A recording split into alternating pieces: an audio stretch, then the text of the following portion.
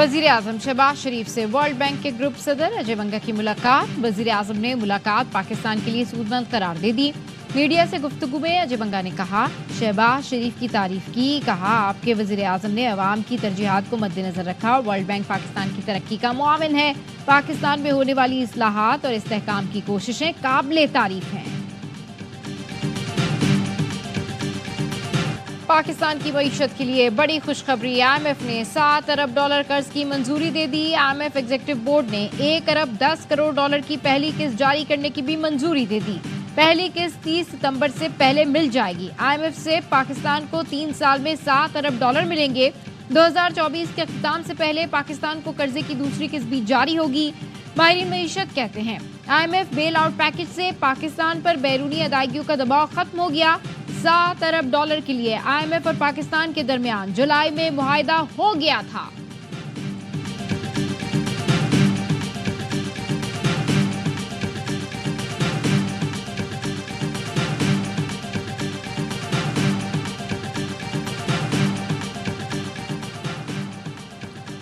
वज़ीर-ए-आज़म शहबाज शरीफ का IMF package मंजूरी पर इजहार इत्मीनान। कहा, मुआशी इस्लाहात का निफाज तेजी से जारी है। यूं ही मेहनत जारी रही तो ये पाकिस्तान का आखिरी IMF प्रोग्राम होगा। वज़ीर-ए-आज़म ने पूरी हुकूमती मुआशी टीम और आर्मी चीफ की कोशिशों को भी सराहा। IMF पैकेज में मुआवनत करने वाले दोस्त ममालिक का शुक्रिया। वज़ीर-ए-आज़म ने बिलखुसूस सऊदी अरब, चीन और मुत्तहिदा अरब अमारात का शुक्रिया अदा किया। शहबाज शरीफ का कहना था, कारोबारी सरगर्मियों, सरमायाकारी में इजाफा खुशाइंद है। तहसीलात में इजाफे पर ओवरसीज पाकिस्तानी बरादरी के शुक्रगुजार हैं।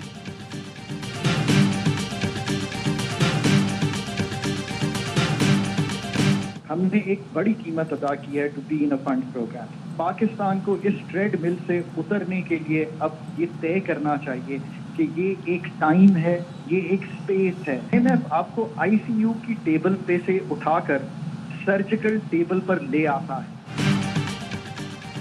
IMF कर्ज प्रोग्राम के लिए बड़ी कीमत अदा की है। इक्तिसादी अमूर के माहिर डॉक्टर खाका नजीब कहते हैं, IMF से बेल आउट पैकेज मिलने के बाद मुल्क की मैशत ICU से निकलकर सर्जरी टेबल पर आ गई।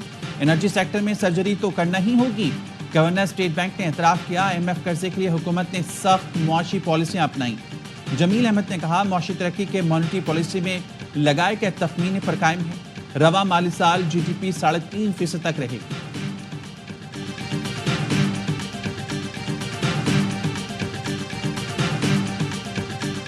दुनिया भर का जो इन्वेस्टर है उसको ये कॉन्फिडेंस आ जाता है। 3 साल तक IMF भी कह रहा है कि डिफॉल्ट नहीं होंगे, तो इसका मतलब है कि वो फिर पाकिस्तान के अंदर इन्वेस्टमेंट भी कॉन्फिडेंस से कर सकता है। और प्राइम मिनिस्टर ने जैसे कहा कि बड़ी कड़ी शर्तें थी, लेकिन अनफॉर्चुनेटली जितनी भी कड़वाहट थी वो प्राइम मिनिस्टर साहब ने सारे के सारी पाकिस्तान के अवाम पे डाल दी। IMF प्रोग्राम से सरमायाकारों को एतमाद मिलेगा। साबिक वज़ीर खजाना मिफ्ता इस्माइल कहते हैं, हुकूमत ने बजट में IMF की तमाम सख्त शराइत अवाम पर डाली। टैक्स ले रहे हैं मगर अखराजात कम नहीं कर रहे और इस्लाहात भी नहीं की। IMF प्रोग्राम और तेल की कीमतों में कमी पाकिस्तान के हक में है। साबिक चेयरमैन FBR शब्बर जैदी ने कहा, IMF ने 3 साल के लिए गारंटी दी है कि पाकिस्तान दिवालिया नहीं होगा। IMF कर्ज की मंजूरी खुशाइंद और मईशत के लिए जरूरी है। डॉलर कंट्रोल में है और महंगाई भी कम हुई है। मईशत हुकूमती इकदाम की बजाय आलमी मुआशी सूरत हाल की वजह से बेहतर हुई। अच्छी बात है कि हुकूमत ने कबूल कर लिया कि नॉन फाइलर कुछ नहीं होता, यह खत्म होना चाहिए।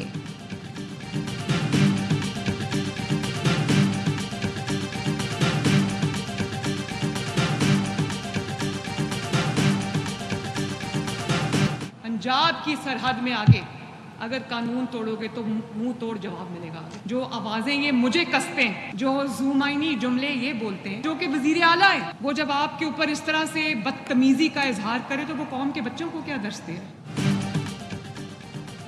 पंजाब आकर कानून तोड़ने वालों को मुंह तोड़ जवाब मिलेगा। वजीर आला पंजाब मरियम नवाज का फैसलाबाद में खिताब। अली अमीन गंडापुर को मुखातिब करके कहा, मुझ पर जुमाइने जुमले कसने और गालियां निकालने वाले कौम के बच्चों को क्या दर्ज देंगे?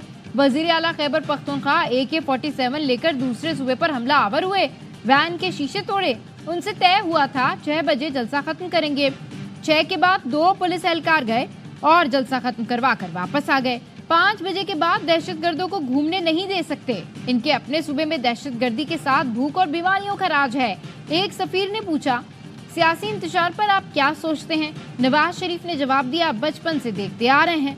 हमारे लिए कोई नई बात नहीं।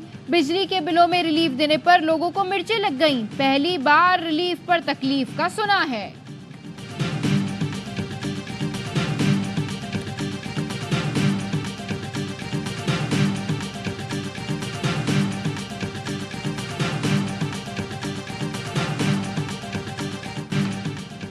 मरियम नवाज की तकरीर अली अमीन के जिक्र के बगैर नामुकम्मल होती है। मरियम बताएं, पंजाब में जलसा करना दहशतगर्दी है। फस्तायत के रिकॉर्ड नून लीग तोड़ रही है और दहशतगर्द हमें कहा जा रहा है। मॉडल टाउन के मुजरिमों को कोई हक नहीं कि दूसरों को दहशतगर्द कहें। मुशीर इत्तलात खैबर पख्तूनख्वा बैरिस्टर सैफ का रद्दअमल कहा, अली अमीन गंडापुर फिर पंजाब आ रहे हैं। उन्हें जाली मुकदमात की कोई परवाह नहीं। जलसा करना हमारा जमहूरी और आईनी हक है। वज़ीर आला पंजाब मरियम नवाज से कच्चे के डाकू नहीं संभल रहे। लगता है डाकों की कार्रवाई में भी ये शराकतदार हैं।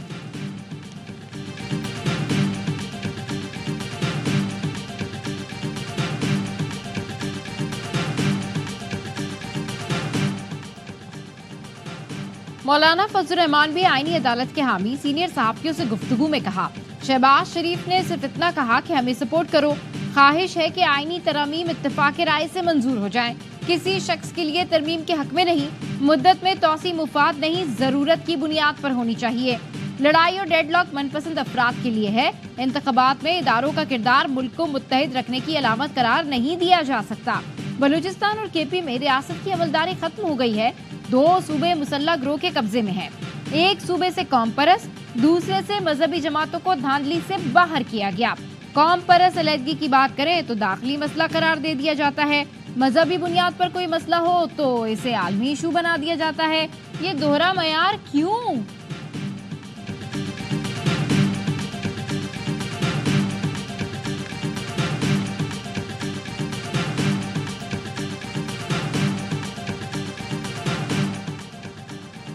यहाँ दादा के केस का फैसला पोते के सामने आता है। जुल्फकार अली भुट्टो को फांसी देने वालों को मुआफी मांगनी चाहिए। एएनपी के सदर एमएल वली खान का कराची बार से खिताब, अदालती निज़ाम में खराबियां दूर करने के लिए वकला को मजीद काम करना होगा।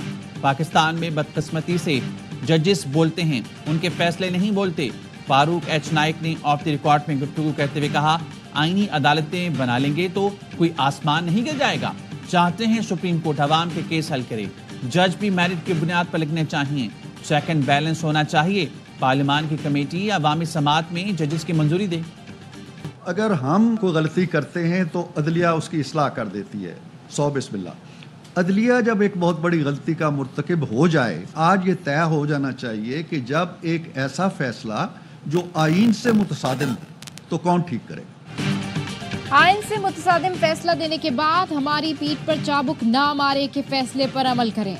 मुअज़्ज़िज़ जज भी इंसान है, उनसे भी गलती हो सकती है। हम कोई गलती करते हैं तो अदलिया इस्लाह करती है। ये तय होना चाहिए कि अदलिया से गलती हो और फैसला आईन से मुतसादिम हो तो कौन देखेगा। नून लीगी सेनेटर इरफान सिद्दीकी की प्रेस कॉन्फ्रेंस, कहा सुन्नी इत्तेहाद कौंसिल की दरखास्त थी लेकिन फैसला पीटीआई के हक में दे दिया गया। सुन्नी इत्तेहाद कौंसिल जाने वाले अरकान ने किसी एक फोरम पर नहीं कहा कि हम पीटीआई में जाना चाहते हैं।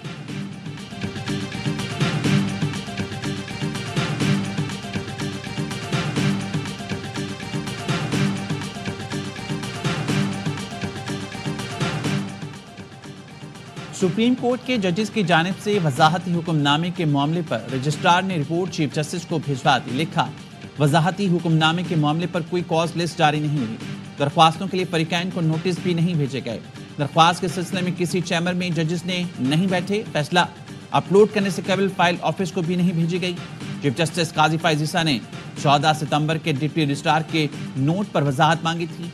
चीफ जस्टिस ने रजिस्ट्रार से 9 सवालात के जवाब तलब किए थे।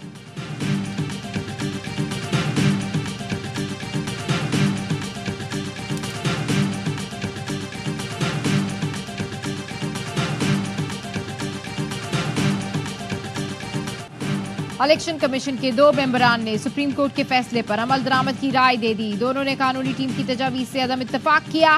इलेक्शन कमीशन में मखसूस नशिस्तों के मामले पर 7वां इजलास भी में नतीजा खत्म। इलेक्शन कमीशन मामले पर इत्तेफाक राय पैदा करने में नाकाम रहा। जराए के मुताबिक इलेक्शन कमीशन आज फिर मखसूस नशिस्तों के मामले पर मुशावरत करेगा।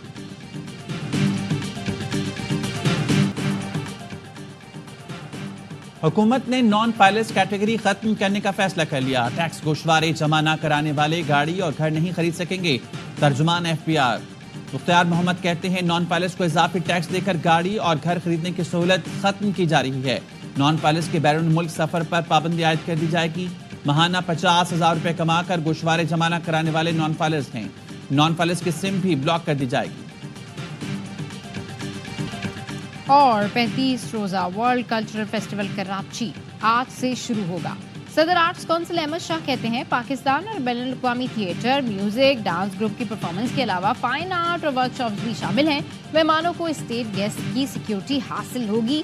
गवर्नर सिंध कामरान टसौरी से सदर आर्ट्स काउंसिल की मुलाकात। गवर्नर सिंध ने कहा कराची में मेगा इवेंट का इनेकाद खुशाइंद है। आलमी सतह पर पाकिस्तान का सॉफ्ट इमेज उभरेगा।